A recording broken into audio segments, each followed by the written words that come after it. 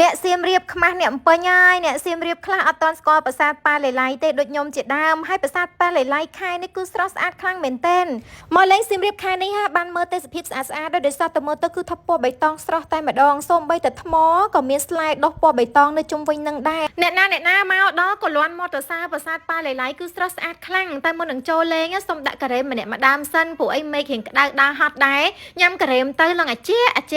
ដល់បេះដូងហ្មងហើយតោះយើងទៅលេងប្រាសាទប៉ាឡេឡៃទាំងអស់គ្នាដើរមកក្រុមកាន់ការ៉េមទាំងអស់គ្នានេះក្រុមគ្រួសាររបស់នាងខ្ញុំផ្លូវចូលគឺបែបនេះហើយបងប្អូនយើងត្រូវដើរទៅហើយដើមឈើស្អាតខ្ពស់និយាយទៅឲ្យតែមកលេងនៅតំបន់អង្គរមានអារម្មណ៍ថាតិចចិត្តតែម្ដងនោះអីបងប្អូនយើងមកដល់ហើយចាំមើលពីមុខឃើញស្អាតប៉ុណ្ណឹងហើយតែបើបានចូលទៅដល់ចំហៀងខាងក្នុងអីទៀតកាន់តែស្អាតទៀតដោយសារតែអូយស្អាតមានដើមឈើធំដុះលើប្រាសាទហើយពណ៌ឡើងបៃតងស្រស់ហ្មងហើយបើនិយាយពីថ្មវិញបងប្អូនមើលឃើញស្លែឃើញអីដុះនៅលើថ្មហ្នឹងនិយាយទៅយើងទៅលេងយើងមានអារម្មណ៍ថាតិចភ្នែកហ្មងមកលេងខេត្តសៀមរាបកុំភ្លេចជ្រើសរើសប្រាសាទមួយនេះជាគោលដៅផងធានាថាមិនខ្វះទេកន្លែងថតរូបស្អាតហើយឡើងតិចចិត្តតិចអារម្មណ៍នៅទីនេះឃើញភាគច្រើនគេមកថត pre wedding ហើយតោះខ្ញុំនាំបងប្អូនដើរមើលមកជុំប្រាសាទនិយាយពីថាដើរមើលឆ្ងល់រហូតចាមានស្រី4នាក់ឆ្ងល់ទាំង4នាក់អើតមើលថាហ្នឹងរូបអីគេ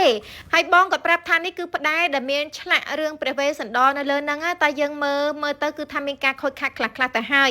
បើនិយាយពីថ្មតាមប្រាសាទនៅខែនេះបងប្អូនមើលខ្លួនឯងដុះចេញពីក្នុងហ្នឹងថាស្លែដូចមិនមែនស្លែចាហើយមើលទៅធ្វើឲ្យថ្មប្រាសាទយើងពណ៌បៃតងស្អាតខ្លាំងមែនទែនឥឡូវយើងដើរទៅខាងមុខទៀតគឺសិតតែព្រៃឈើបែបនេះឯងបងប្អូនមានអារម្មណ៍ថាដើរមកដូចកំពុងតែដើរនៅក្នុងរឿងនៅក្នុងព្រៃអីចឹងតាមពិតអត់ទេតំបន់ទេសចរនៅក្នុងខេត្តសៀមរាបយើងនេះឯងស្អាតខ្លាំងមែនទែនហើយមិនមែនមានតែយើងទៅលេងទេមានគេមានឯងអីចឹងដែរទៅនៅក្បែរប្រាសាទប៉ាឡេឡៃនេះគឺមានស្រះប្រុសស្រះស្រីធ្លាប់តែលើភ្នំប្រុសភ្នំស្រីតែនៅខេត្តសៀមរាបមានស្រះប្រុសស្រះស្រីគេហៅស្រះប្រុសស្រះស្រីនេះគឺអ្នកនៅនឹងភាសាអ្នកស្រុកអ្នកភូមិគេនិយាយគេហៅតគ្នាមកអញ្ចឹងខ្ញុំក៏ហៅតាមគេដែរបើនិយាយពីស្រះស្រីវិញគឺទំហំនឹងធំ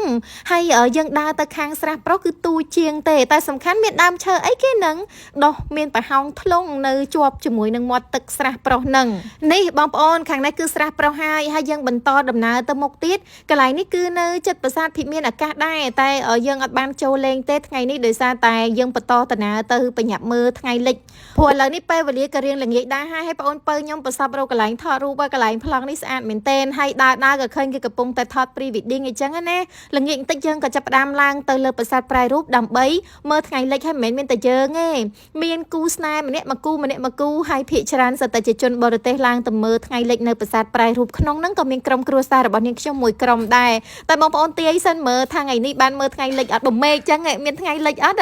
ចឹងវីដេអូនេះខ្ញុំសូមបញ្ចប់ត្រឹមតែប៉ុណ្្នឹងអរគុណបងប្អូនដែលចូលចិត្តជម្រាបលា